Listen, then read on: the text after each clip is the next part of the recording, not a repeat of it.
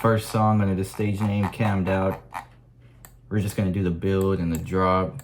There's too much going on over here for the whole song. It's gonna take like a whole hour or something.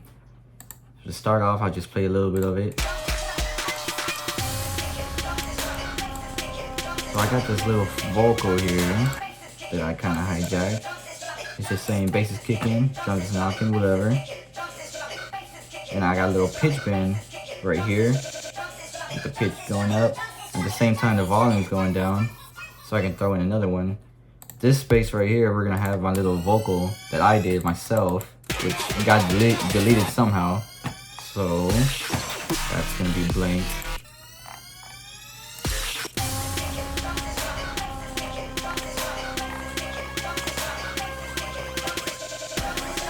And to keep that momentum kind of going, I use the snares over here. Or I guess like a clap almost. Got the little snare, like a little quick rim shot, and then an actual full snare. And then also as well at the end, when I speed up the tempo right here, then I put that pitch bend as well, just to get that whole... I'm a big fan of those pitch bends that go way up. I don't know if you noticed, but in most of my songs there's always some type of pitch bend going in that thing. So that keeps that going. And then some more here. These are just the kicks right here. I don't have it going too hard. I like to have the build-up kicks kind of just mellow. That way when I actually get to the drop, it's more noticeable, I guess, as you can say. So then, of course, we got a crash going right here. Gotta have crashes. Personally, I like to use a lot of crashes, but I know a lot of other artists, they don't have many crashes. They just have the drop or the build or switching to the next segment with no crash. I guess, you know, to each their own, whatever. Here's a little bass drop right here. Well, not bass drop, but 808s kicking down. And of course, we got the risers or their effects. I don't know how to channel this one. There's a little rise, rise, rise. A little cutoff right here. Keeps going. And then I got that old trap party little thing right here. Pretty common, whatever. These right here, these FXs, I put them in a mighty setup. I got all these. Usually, I don't have like that $700 or $1,000 Ableton where you can have like 1,000 tracks. So when I have a lot of sound effects, I put them into a drum rack and I just play them out on the MIDI. And then they just, you know, that's one way I found that works easy. So right here, and then all that, we have the, that's pretty much the build itself. And then for the bass drop, to lead up to it, I like to add this little effect. So that's the main bass lead that I use, and that's just kind of, you can kind of hear, you know, it goes up with it. Sometimes I could have left it out, but it just sounds kind of plain. It's just, I like how it gives a little hint of what's coming for the drop. So that's pretty much the build up itself. So I guess moving on to the drop after I have my little vocal right here that got deleted.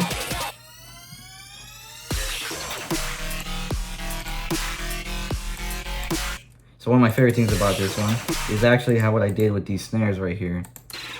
See, as you can tell right here, I got the panning going from left and right.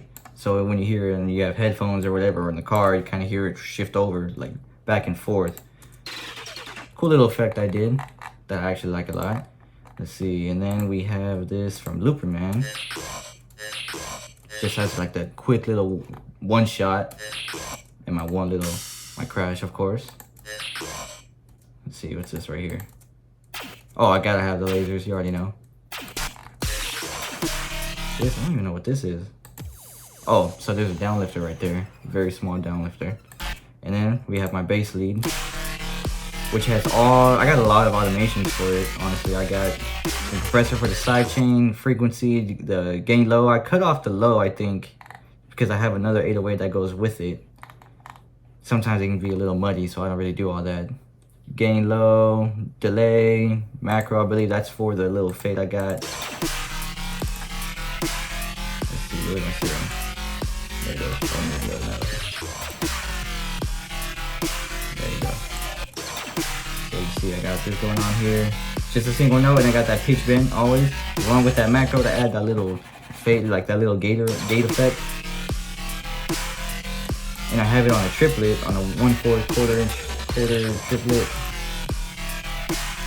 So we can have that like dum dum dum dum dum dum instead of just a common like holding or whatever. That's pretty cool. And then again for right here, when I have just like up in the beginning, I had it again right here. That's just my one shot. Even right here, that's actually the second part of it. You can hear it goes well with the gate effect. To be more basic about it, the drum set I actually got common, just kick, snare, kick, you know, kick, snare, kick. Pretty simple. Just keep it real simple and let the bass lead kind of just take advantage and have that at the center of the show. And also as well, I like for the drum kit itself, I always like to have, there's a little effect snare actually. So I had this tied up with the snare, so the snare doesn't sound so plain. Turned it down so it can just be a little something, just a little effect. In my rides, I actually have it going more to the left because I have hi-hats in here, and I put the hi-hats to the right. See right here it says to the right, the rides are to the left, so they're separated so they're not so mushed together, you know, so mono. Otherwise the mix would come out pretty trash almost. Because I used to do that under DJ Heavy Metal, and man, it was horrible.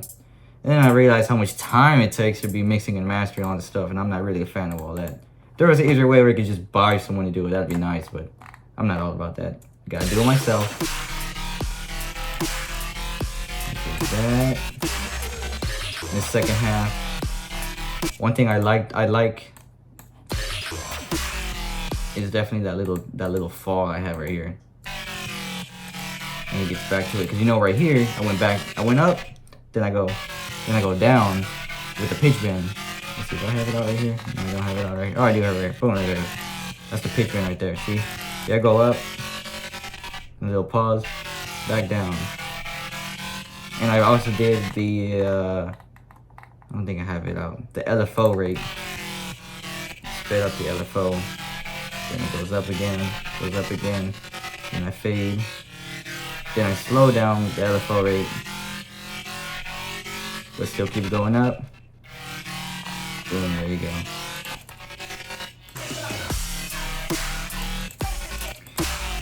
And then I add the bass kicking back, a little vocal. And toms right here. Gotta have those toms. I'm a fan of toms. Not like Phase One or nothing. Phase One, he knows how to mix them well. I just stole him. I wasn't much of a band kid, you know, I'm on Team Streams, but drums are pretty damn important. So at my first show, for some reason, I guess the speaker setup that they don't have the, they must have cut out a certain frequency, because I got this little TV beeping thing, and it did not play out. It was pretty awkward for like a second when that didn't play. Keep going. That's my little exit. We go back to another build, and then we proceed to go back to my second, or to another drop. Little bridge, little build, whatever. My little vocal. And for this one, I changed the octave for the drop, for the bass lead to go up another one. I went up an octave, and then I messed around with the LFO rate and the pitch bend. Going up and down. I mean, that's what pitch bend is. Keep going up and down, right? Higher pitch, low pitch, whatever.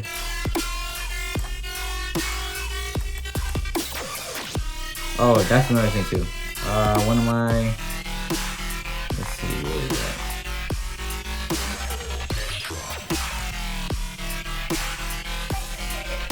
Oh, I guess. Oh, I think it's only the second drop that I have here. Oh no, right here. So,